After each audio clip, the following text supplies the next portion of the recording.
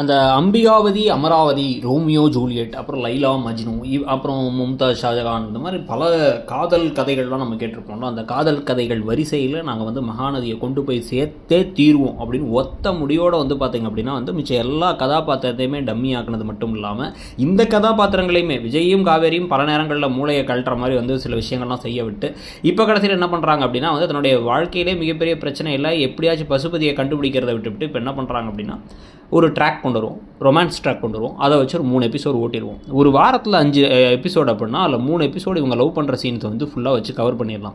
2 எபிசோடில் ஏதோ கதை மாதிரி ஒன்று காமிப்போம், அது கதையாக கூட இருக்க தேவையில்லை. பசுபதியெல்லாம் ஒரு வில்லனாக கன்சிடர் பண்ணி, ராகினியெல்லாம் ஒரு வில்லியாக கன்சிடர் பண்ணி அதை வச்சு இதையாச்சும் கொண்டு போவோம் அப்படின்னு வந்து முடிவு பண்ணி அப்பப்போ கொஞ்சம் லைட்டாக வந்து கதையில் வந்து மற்ற கதாபாத்திரங்களும் இருக்காங்க அப்படின்னு வந்து தூவி விடுறது அப்படின்னு கதையை கொண்டு போயிட்டுருக்காங்க. அதில் இப்போ வந்து என்ன நடக்குது அப்படின்னா வந்து இப்போ நிமோனியா ஃபீவர் இருந்துச்சுன்னா குழந்தையும் பாதிக்கும் அப்படின்னு சொல்லிட்டு டாக்டர் சொல்கிறாங்க. இதே விஷயத்தை ஏற்கனவே காவேரியா சொல்லியாச்சு, ஆனால் காவேரிக்கு தெரியாமல் பார்த்துக்கோங்கிறாங்க.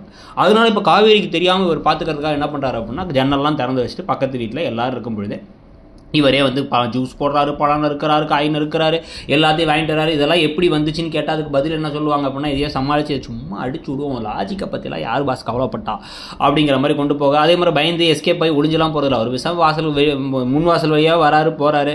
அதில் வந்து இப்போ வந்து அவரே ஊட்டி விடுறது, கவனிச்சுக்கிறது அப்படியே வந்து பார்த்துக்கிட்டு கடைசியில் முடியும் போது வந்து பார்த்தீங்கன்னா அவங்களுக்கு சரியாயிடுச்சு, இவருக்கு உடம்பு சரியில்லாமல் போயிடுச்சு அப்படிங்கிற மாதிரி ஏதாவது கொண்டு வந்து வாட் அ லவ் மேன், இப்படி தான் இருக்கணும் காதல், இதுதான் காவிய காதல் அப்படிங்கிற மாதிரிலாம் வந்து காமிக்கிற மாதிரி கொண்டு போக போகிறாங்கன்னு நினைக்கிறேன்.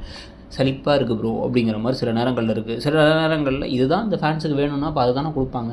நீங்கள் என்ன வந்து ஆசைப்பட்டு கேட்குறீங்களோ அதுதான் கிடைக்கும். தட்டுங்கள் திறக்கப்படும், கேளுங்கள் கிடைக்கப்படுங்கிற மாதிரி தான் நடக்குது அப்படின்னு நினச்சி மனசு தேதிக்க வேண்டியது இருக்குது. ஸோ மகாநதி சீரியல் இப்படி போகிறத பற்றியும் இந்த கதையில் வந்து முக்கியமான விஷயங்கள்லாம் ஒரு பக்கம் நடக்கும் போது அதை அப்படியே அம்போடு விட்டுட்டு இந்த பக்கம் லவ் ட்ராக்கை மட்டும் வச்சு இழுத்தடிச்சு போயிட்டு இருக்கிறத பற்றி என்ன நினைக்கிறீங்க? ஆனால் அதே சமயத்தில் மற்ற கதாபாத்திரம் யமுனாவெல்லாம் காமிச்சா இன்னொரு பக்கமும் கடுப்பாகவும் இருக்குது. அதை பற்றி உங்கள் கருத்து என்னங்கிறத சொல்லுங்கள். தேங்க்யூ.